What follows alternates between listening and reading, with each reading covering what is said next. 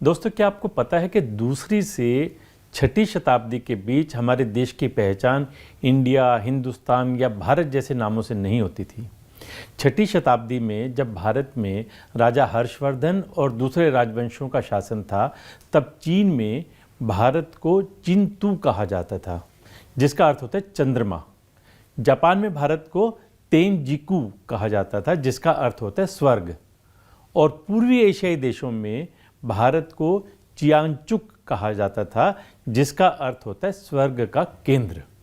उस समय भारत को सोने की चिड़िया माना जाता था, क्योंकि भारत दुनिया की सबसे बड़ी अर्थव्यवस्था थी। उस समय प्राचीन सभ्यता में भारत को स्वर्ग कहने का कारण था भारत की सनातन संस्कृति और उसकी विरासत। दोस्तों, भारत प्रकृति के साथ कदम से कदम मिलाकर उत्सव मनाने वाला देश है, और हमारे देश में इतने ज़्यादा त्यौहार हुआ करते थे कि चीन जैसे देश भी हमें देखकर कहते थे कि भारत एक स्वर्ग जैसा देश है।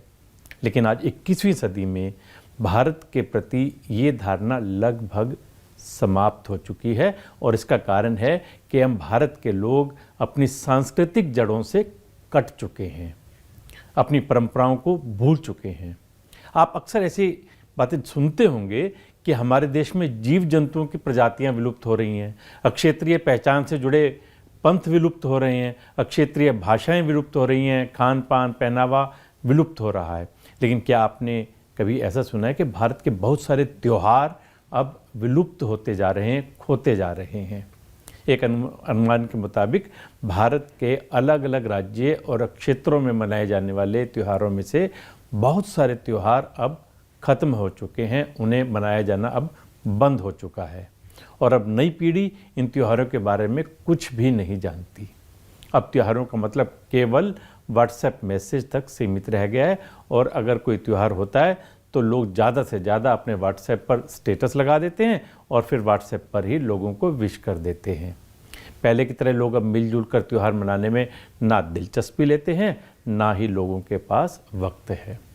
पहले लोग अपनों के पास समय निकाल कर जाया करते थे, लेकिन अब वो सब खो सा गया है। कोई त्यौहार तब मनाया जाता है जब हम उसकी सही परंपरा को निभाते हैं, और वो भी दिल से, सही मायनों में। जैसे गोवर्धन पर गाय के गोबर से भगवान गोवर्धन की आकृति बनाकर उसकी पूजा होती थी, लेकिन आज ना तो लोग गाय के गोबर को हाथ लगाना चाहते हैं, ना ही गोवर्धन की आकृति को बनाना जानते हैं। ऐसे में पूजा क्या करेंगे? थोड़े दिनों के बाद ये गोवर्धन का त्यौहार भी सिर्फ किताबों में रह जाएगा। एक अनुमान के मुताबिक भारत में ऐसे 200 से ज़्यादा त्यौहार हैं जो धीरे धीरे समाप्त हो रहे हैं, जिन्हें मनाने वाले लोगों की संख्या मुट्ठी भर रह गई है।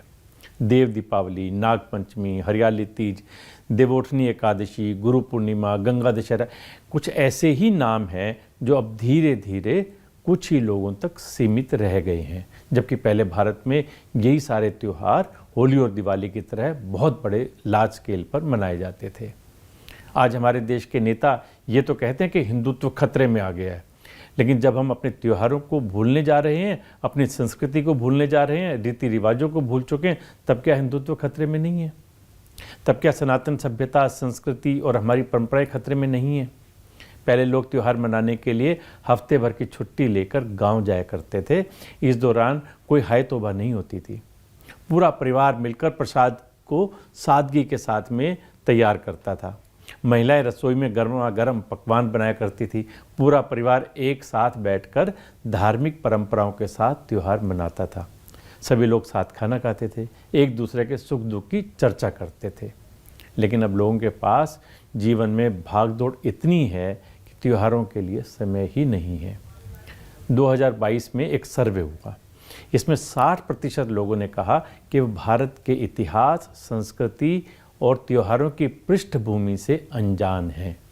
अब सोचिए, अगर लोगों के अंदर अपने इतिहास को लेकर, त्योहारों को लेकर, संस्कृति को लेकर कोई जानकारी ही नहीं है, तो क्या इन त्योहारों का अस्तित्व खतरे में नहीं होगा? भारत में धनतेरस के त्यौहार को लोगों ने धन का त्यौहार बना दिया और दिवाली को शॉपिंग का त्यौहार बना दिया। आइए एक बार फिर उन भूली बिसरी यादों को समेटते हैं, अपनी जड़ों से एक बार फिर जुड़ने का प्रयास करते हैं, क्योंकि इन त्योहारों के पीछे परिवारों को, समाज को जोड़ने का उद्देश्य छिपा हुआ है, समरसता का मकसद छिपा है और इसी से देश की एकता और अखंडता की रक्षा की जा सकती है।